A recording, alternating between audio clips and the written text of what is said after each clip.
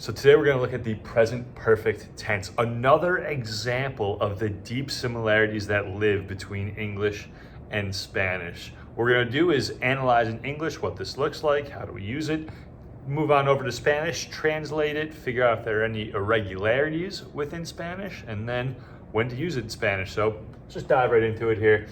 What I have is, first and foremost, we're going to look at this in English. So this is how the present progressive is created in English. You take to have, right, which is the infinitive of have. So to have, and you add a past participle. So my to haves translated for each subject are I have, you have, he has, she has, it has, we have, and they have. So you take that and you add the past participle, which generally in English end in ed. So I have jumped, we have cooked, you have danced. All right, there are plenty of irregulars though in English, just like Spanish. So you could say they have swam together. It has done me well. It has done me well. So to have plus the past participle is the present perfect tense. So now that we have this done in English, let's move it on over to Spanish. And you're going to realize in Spanish, it's constructed the exact same way. So what we're going to do now is take to have and then add it to the past participle. Before we do that, though, I want to make the point that to have we always think of as tener. And that's referring of possession, right? I have this thing. Tengo esa cosa. To have, though, is not an action verb here. It is an auxiliary verb. All right, and because it's an auxiliary verb, we're going to be using haber instead of tener.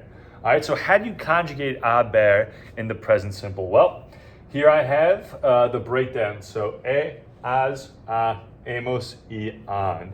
So this is your breakdown of haber in the present simple tense, which we will use to then construct our present perfect tense. All right, abo is not a word, abas is not a word, right? It's irregular, that's fine. You're gonna put it on a flashcard, you're gonna memorize it.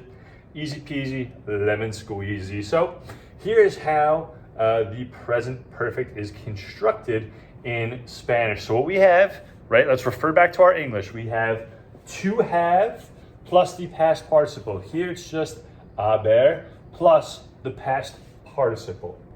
Okay, sorry about that. I didn't think that the recording was getting my sound. Apparently it is, so we're just gonna keep on cruising. So like I said, haber plus the past participle is how it is created. So an important point here too is, like we said in English, it typically ends in ed, your past participle.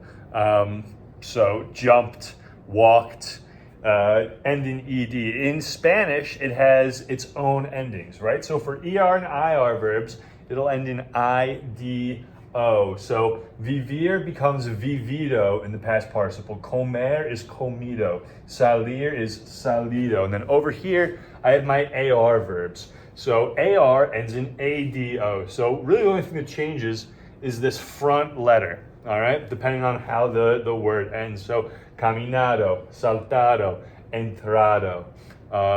Get rid of the AR. We'll really just get rid of the R and put ADO in order to make this a past participle. And these are our regulars. So the irregulars are going to follow a different set of rules. These are our regular past participle followers. So I have here different examples of the past participle in Spanish. So let's take a quick look at these and then we'll dive into the irregular past participles that exist. So he comido pizza is I have eaten pizza. Has corrido a la escuela, you have ran to school. Ha estudiado el tema. He, she, it has studied the topic. Hemos hablado sobre eso. We have talked about this. Han dibujado en la escuela. They have drawn in the school. All right, so this is the present perfect tense in Spanish with no irregularities. Now, just like in English, you can't get mad because in English we have plenty of irregulars too that you had to learn.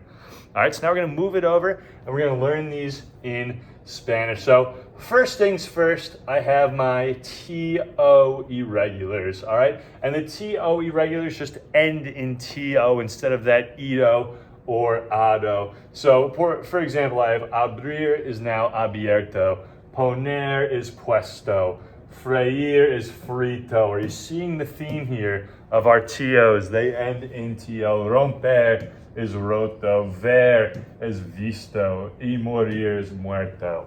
All right. Next on this grouping, we have our cho endings. All right. So I have here a verb, very common. Decir is dicho, hacer is hecho. Something incredibly important that I've mentioned earlier, I just want to re-emphasize here.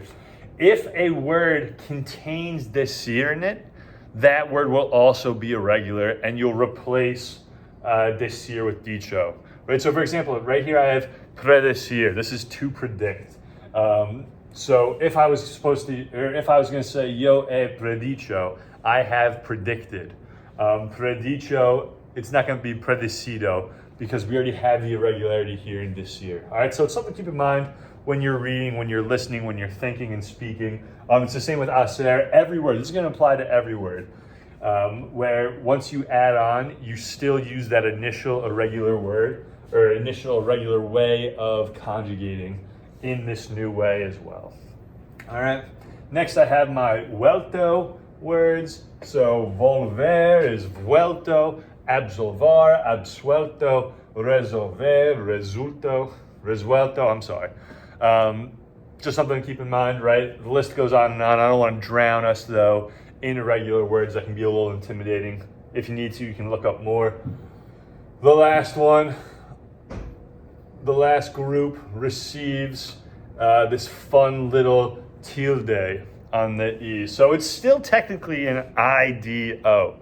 All right, caer, leer, and traer are still following technically the regular rule of IDO. The only difference is now the I is getting an tilde above it. So it's caído, leído, traído. All right, there's a little more emphasis. Something important to note, if it ends in URI, like construir, for example, then it just follows the same pattern, the same rules, construido. Now, something important to note too about past participles. This is kind of molding into a bit of a grammar or adjective lesson as well without even me saying it, because past participles can oftentimes be used as adjectives. For example, the door, I have opened the door. All right, the door was opened is an adjective. Opened in that scenario is an adjective. So sometimes you're going to see the past participle used as an adjective in Spanish as well. Very common. Something to keep in mind is if it is being used. So if I say la puerta está abierta, right? That's the door is open. I would change from O ending to whatever that noun is, right? Masculine and feminine. I have to end the word with whatever letter corresponds with the gender of that thing. Okay, so I just had some examples here of common ones that are used. There's plenty of them though that you can use. All right, and our last thing I want to get into today is when do we use each one. The use is very similar to English, with the only exception really being in Spain, which I'll talk about here. So when you describe actions that are recently completed, this is specific to Spain. So if an action was just completed in Spain, a lot of times they'll use the present perfect. Latin America, we don't really see that. We'll see more of the preterite if it's fully completed, or imperfect if it's still continuing. English too, sometimes we will, but typically not. Typically in English and in Latin American Spanish, and even in Spain Spanish, right? This all remains true, where if an action is still relevant or connected to the present, we'll use the present perfect. All right, so it's almost the same as English. So really it's just this one kind of Spain example where it's going to be a little bit different. All right, so there you have it, present perfect. I have a video posted now where we're going to go through examples, figure out how it works, how to translate it, and kind of use it in practice, try and solidify it for you guys. Let's get to it.